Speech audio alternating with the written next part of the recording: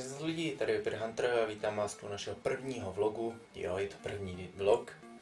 Je to docela ostuda na to, že takhle dlouho točím, ale nějak se mi do toho furt nechtělo.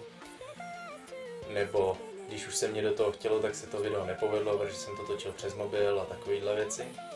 Ale teď konečně jsem se rozhodl, že musím natočit nějaký vlog, protože to samozřejmě k tomu YouTube patří. Tak a v tomto vlogu bych vás chtěl právě informovat, že mám dva kanály, nebo jeden je společný s K-Hero, je tu Technic Gamers, že jo, a Hunter Games. Takže bych to rozdělil, že nebudu ukončovat ten Hunter Games, na ten budu natáčet furt dál ty svoje videa. S tím, že tu Technic Gamers by se stal jenom společný, kde by vycházely multiplayer videa a takové věci. A ještě se teda samozřejmě domluvím s K-Hero, takže to je jenom předběžná informace. No, co bych vám ještě pak řekl.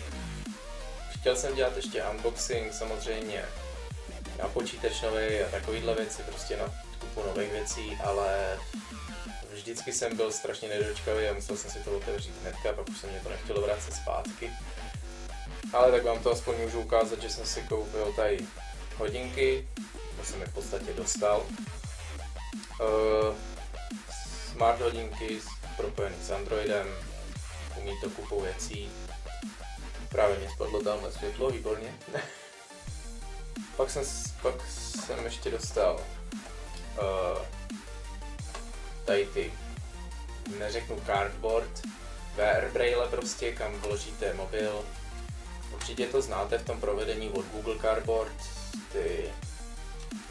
jak do toho taky vložíte mobil a tak dále, je to z kartonu, jinak to je úplně to samé, akorát v lepším provedení, můžete si i dálku toho mobilu nastavovat, tady ty čočky, rozjezd těch čoček od sebe a tak dále. Máte to vypolstrovaný, dá se to nasadit na hlavu a právě je to lepší než ty cardboardy samozřejmě. Takže tak.